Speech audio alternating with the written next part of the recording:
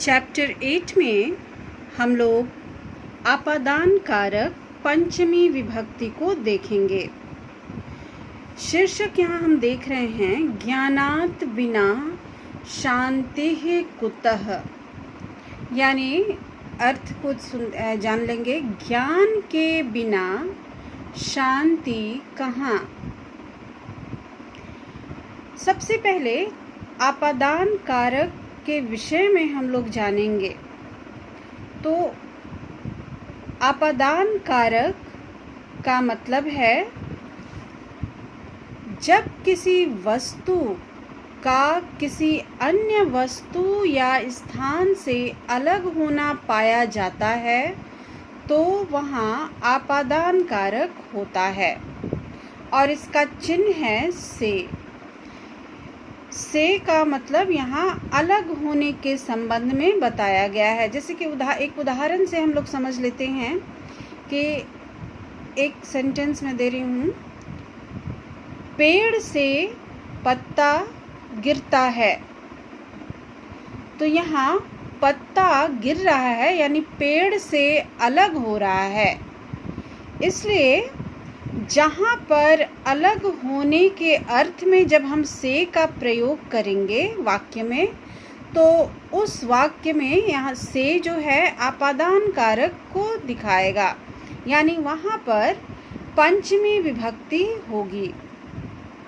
तो अब हम लोग चैप्टर शुरू करेंगे अनुवाद, और ध्यान से अनुवाद को सुन करके चैप्टर का अनुवाद कार्य कॉपी में कर लेना है।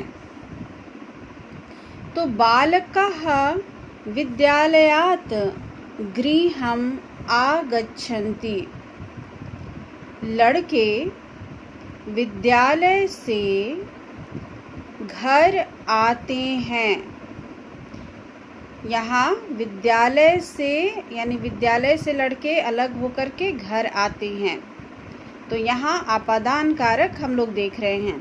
पूरे पाठ में हम लोग से का प्रयोग देखेंगे, आपादान कारक का प्रयोग हम लोग देखेंगे। मालाकारः उद्यानात् पुष्पाणि आनयति। माली बगीचे से फूलों को लाता है। राधा कूपात् जलम आनयति।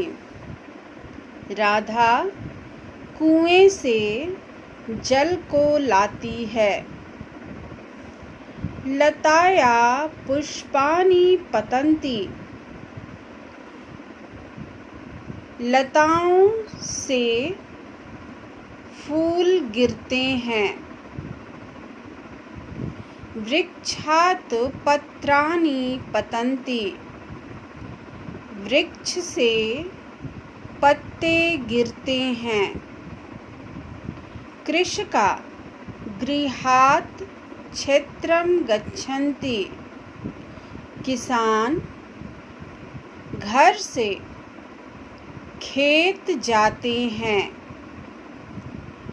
बालकाः क्रीडाक्षेत्रात् गृहम् आगच्छन्ति।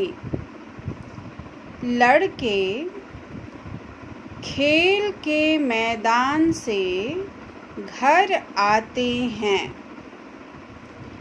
गंगा हिमालयात् निर्गच्छति। गंगा हिमालय से निकलती है। सः चोरात् बिभेति। वह चोर से डरता है। देवालयं नगरात् बहिः अस्ति। देवालय या मंदिर नगर से बाहर है। विद्याया बिना जीवनं व्यर्थम् अस्ति। विद्या के बिना जीवन व्यर्थ है। परिश्रमात् बिना सफलता न भवति। परिश्रम के बिना सफलता नहीं होती। ज्ञानात् बिना शांति कुतः, ज्ञान के बिना शांति कहाँ। जननी आपनात् शाकानि आनयति, माता बाजार से सब्जियों को लाती है।